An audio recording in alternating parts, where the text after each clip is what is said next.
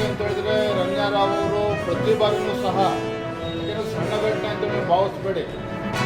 ಕಳೆದ ಕೆಲವು ತಿಂಗಳುಗಳಲ್ಲಿ 30ಕ್ಕೂ ಹೆಚ್ಚು ಬಾರಿ ವಿದೇಶಕ್ಕೆ, ದುಬೈಗೆ, ಬೇರೆ ಬೇರೆ ದೇಶಗಳಿಗೆ ಹೋಗಿ ಬಂದಿರತಕ್ಕಂಥ ರಮ್ಯಾರಾವ್ ಬೆಂಗಳೂರಿಗೆ ವಾಪಸ್ ಮರಳಿ ಬಂದಂಥ ಸಂದರ್ಭದಲ್ಲಿ ಸಂಪೂರ್ಣವಾಗಿರ್ತಕ್ಕಂಥ ಒಂದು ಪ್ರೋಟೋಕಾಲ್ ವ್ಯವಸ್ಥೆ ಆಕೆಗೆ ನೀಡಲಾಗಿತ್ತು. ಪೊಲೀಸ್ ಅವರೇ ಎಸ್ಕಾರ್ಟ್ ಮಾಡಿ ವಿಮಾನ ನಿಲ್ದಾಣದಿಂದ ಕರ್ಕೊಂಡು ಹೋಗ್ತಾ ಇದ್ರು.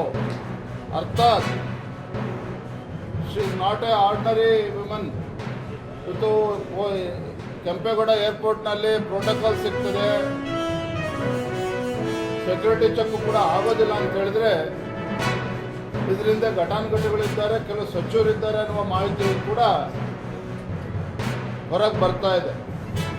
ಈಗಾಗಲೇ CBI, ED, CBI ಕೂಡ FIR ರಿಜಿಸ್ಟರ್ ಮಾಡಿದೆ, ತನಿಖೆ ಪ್ರಾರಂಭ ಮಾಡಿದೆ. ಯಾಕೆಂದರೆ ಇಂಥ ಒಂದು ಗಂಭೀರವಾಗಿರ್ತಕ್ಕಂಥ ಪ್ರಕರಣದಲ್ಲಿ ಇದರಿಂದ ಯಾರ್ಯಾರು ಅಡಗಿದ್ದಾರೆ ಅನ್ನೋ ಮಾಹಿತಿ ಬಹುಶಃ ಮುಖ್ಯಮಂತ್ರಿಗಳು ಕೂಡ ಇದ್ದೇ ಇರ್ತದೆ. ಸತ್ಯವನ್ನು ಬಹಿರಂಗಪಡಿಸಬೇಕು. 20 ಜನದಲ್ಲಿ 8 ಜನ ರಿಪೋರ್ಟ್ ಮಾಡಿಕೊಂಡ್ರು, ಮತ್ತೆ 2 ಜನ ಮತ್ತೆ ರಿಸೈನ್ ಮಾಡಿ ಹೋಗಿದ್ದಾರೆ. ಹೀಗಾಗಿ ಆ ಕಡೆ ಡಾಕ್ಟರ್ ಕೊರತೆ ಇರೋದು ನಮ್ಮ ಗಮನದಲ್ಲಿದೆ. ಆದಷ್ಟು ಬೇಗ ಡಾಕ್ಟರ್ ಹಾಕ್ತಕ್ಕಂಥ ಕೆಲಸ ಮಾಡ್ತೇವೆ. ಸರ್ಕಾರದ ಕಾರ್ಯಕ್ರಮ ಯಥಾವತ್ತಾಗಿ ಎಲ್ಲ ಕಡೆ ಏನು ನಡೀತಾ ಇದೆ, ಅಲ್ಲೂ ಕಾರ್ಯಕ್ರಮಗಳು, ಇಲಾಖೆ ಕಾರ್ಯಕ್ರಮಗಳು ನಡೀತಾ ಇದೆ. 400 ಜನ KPSC ಕೊಟ್ಟಿದ್ದೀವಿ, ಅದು ಆಯ್ಕೆ ನಿಧಾನ ಆಗುತ್ತೆ ಅಂತ ಹೇಳಿ ಕಾಂಟ್ಯಾಕ್ಟ್ ಬೇಸ್ ಮೇಲೆ 400 ಜನ ತಗೊಂಡು ಆಸ್ಪತ್ರೆ ಹಾಕಬೇಕು ಅಂತ ಹೇಳಿ ಸರ್ಕಾರಕ್ಕೆ ಮಾಡಿದ್ದೀವಿ. ಇದು ಕಾಂಟ್ಯಾಕ್ಟ್ ಬೇಸಿಸ್ ಮೇಲೆ ತಗೊಂಡಿರ್ತಕ್ಕಂಥದ್ದು. ನಾವು ಅವ್ರ ಮೇಲೆ ಕ್ರಮ ತಗೊಳಕ್ಕಾಗಲ್ಲ. ನಾವು ಆದ್ರೆ 360 ರಿಪೋರ್ಟ್ ಮಾಡೋದ್ರಲ್ಲಿ ವಿಶೇಷವಾಗಿ ಆ ಕಡೆನೇ ಗಮನ ಕೊಟ್ಟಿದ್ವಿ. ಹಾಗೆ ನಮ್ಮ ಶಾಸಕರು ಹೇಳ್ತಾ ಇದ್ರು ನಮ್ಮ ಬಹಳ ಕೊರತೆ ಇದೆ ಅಂತೇಳಿ. 20 ಜನ ಹಾಕಿದ್ರಲ್ಲಿ ಹೋಗ್ಲಿಲ್ಲ. ಕೊರತೆ ಇರೋದು ನಾನು ವಿವರ ಹೇಳಿದ್ದೀನಿ. ಆದಷ್ಟು ಶೀಘ್ರದನ್ನ ಅದರಲ್ಲಿ ಈಗ 700 ಜನ ನಾವೀಗ ಮುಂದೆ ಏಪ್ರಿಲ್ ತಿಂಗಳಿಂದ D ಗ್ರೂಪ್ ತಗೋತಾ ಇದ್ದೀವಿ. ಹೆಚ್ಚಿನ ಹಾಕೊಡ್ತೀನಿ. ಡಾಕ್ಟರ್ ಆದಂಗೆ ನೀವು ಕೊಟ್ಟಿರೋ ವರದಿ ಅಂತ ನಾನು ತಿಳ್ಕೊಳ್ತೇನೆ. ಅವರೇನಾದ್ರೂ ನನಗೆ ತಪ್ಪು ವರದಿ ಕೊಟ್ಟಿದ್ದು ನಿಜವಾಗಿ ಹಿಂದಿನ ಸಮಿತಿಯಲ್ಲಿ ವಿಲೆ ಆಗಿಲ್ಲ ಅನ್ನುವುದಾದ್ರೆ ಮತ್ತೆ ಪುನರುಚ್ಚಾರ ಮಾಡ್ತೇನೆ. ಯಾಕಂದ್ರೆ ಸ್ಪಷ್ಟತೆ ಇರಬೇಕು.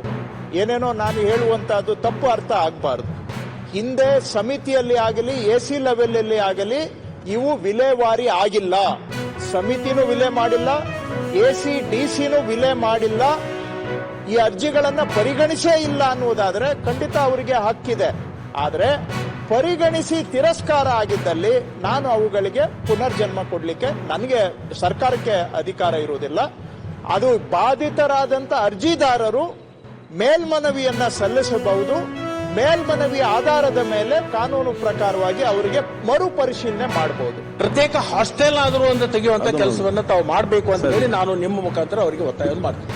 ಸನ್ಮಾನ್ಯ ಅಧ್ಯಕ್ಷರೇ, ನಾನು ಮಂತ್ರಿ ಆದ್ಮೇಲೆ ಒಂದು ಸರ್ವೆನ ಮಾಡಿ ಎಲ್ಲದರಲ್ಲಿ ಏನಾಗಿದೆ ಅಂತೆ, ಜೈನ್ ಸಮಾಜ ಅಂದ್ರೆ ಬರೀ ರಾಜಸ್ಥಾನಿಂದ ಬಂದಿದ್ದಾರೆ ಅಂತ ಹೇಳ್ಬಿಟ್ಟು ಬರೀ 4 ಲಕ್ಷ ಇದ್ದಾರೆ ಅಂತ ಹೇಳ್ಬಿಟ್ಟು ಎಲ್ಲರ ಗಮನದಲ್ಲಿರೋದು. ನಾನು ಬಂದಾದ್ಮೇಲೆ ಸರ್ವೆ ಮಾಡಿದಾದ್ಮೇಲೆ ಟೋಟಲ್ ಜೈನ್ ಸಮಾಜ 20 ಲಕ್ಷ ಜೈನ್ ಸಮಾಜ ಇದೆ. ಈ ರಾಜಸ್ಥಾನದಿಂದ ಬಂದಿರೋದು ಎಲ್ಲ ಸಿಟಿ ಸರೌಂಡಿಂಗ್ ಅಲ್ಲಿ 4,75,000 ಜೈನ್ ಸಮಾಜ ಇದೆ. ಬೆಲ್ಗಾಂ, ಹುಬ್ಳಿ, ಧಾರವಾಡ ಸರೌಂಡಿಂಗ್ ಅಲ್ಲಿ ಅವ್ರು ಕನ್ನಡ ಸ್ಪೀಕಿಂಗ್ ಜೈನ್ ಅಂತಾರೆ, ದಿಗಂಬರ್ ಜೈನ್ ಅಂತಾರೆ. ಅವರು ಕನಿಷ್ಠ ಇಲ್ಲಾಂದ್ರೂ ಒಂದು 15 ಲಕ್ಷ ಜನ ಇದ್ದಾರೆ.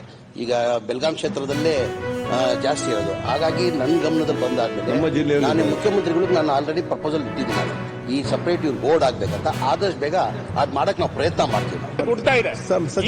ಈ ಕುರಿತಂತೆ ಮಾನ್ಯ ಗೃಹ ಸಚಿವರು ಸದನದಲ್ಲಿ ಇರುವಂತಹ ಸಂದರ್ಭದಲ್ಲಿ ದಯಮಾಡಿ ಸ್ಪಷ್ಟೀಕರಣ. ಮಾನ್ಯ ಅಧ್ಯಕ್ಷರೇ, ಇದು ಈ ವಿಷಯ ಕೇಂದ್ರ ಸರ್ಕಾರದ ಸ್ವಾಮ್ಯದಲ್ಲಿ ಇರ್ತಕ್ಕಂಥದ್ದು. Director of intelligence, revenue intelligence ನಮಗೆ ಬರೋದಿಲ್ಲ. ಅಂತಾರಾಷ್ಟ್ರೀಯ ವಿಮಾನ ನಿಲ್ದಾಣ ಕೂಡ ನಮಗೆ ಅಡ್ಮಿನಿಸ್ಟ್ರೇಟಿವ್ ಇದರಲ್ಲಿ ಬರೋದಿಲ್ಲ. ಹಾಗಂತ ಹೇಳಿ ಇಲ್ಲಿ ಸ್ಮಗ್ಲಿಂಗ್ ಆಗಿಲ್ಲ ಅಥವಾ ಅವರು ಯಾರೋ ಗೋಲ್ಡ್ ತಂದಿಲ್ಲ ಅದೆಲ್ಲ ನಾವೇನು ಹೇಳಕ್ ಹೋಗೋದಿಲ್ಲ. ಆದರೆ ಈಗಾಗಲೇ ನಮಗೇನು ಯಾವುದೇ ಮಾಹಿತಿ ಇಲ್ಲ. ರಾಜ್ಯ ಸರ್ಕಾರಕ್ಕೆ DRIನವರಾಗಲಿ ಅಥವಾ ಈಗ CBI ಕೊಟ್ಟಿದ್ದೇವೆ ಅಂತೇಳಿ ಪತ್ರಿಕೆನಲ್ಲಿ ಬಂದು ನಮಗೇನು ಕಮ್ಯುನಿಕೇಷನ್ಸ್ ಇಲ್ಲ. ಸಾಮಾನ್ಯವಾಗಿ ಸರ್ಕಾರಕ್ಕೆ CBI ಕೊಡ್ತಕ್ಕಂಥದ್ದಕ್ಕೆ ಪರ್ಮಿಷನ್ಗೆ ಬರ್ಕೊಳ್ತಾರೆ. ಅದೊಂದು ಪ್ರೊಸೀಜರಲ್ಲಿದೆ, ಅದು ಕೂಡ ಮಾಡಿಲ್ಲ.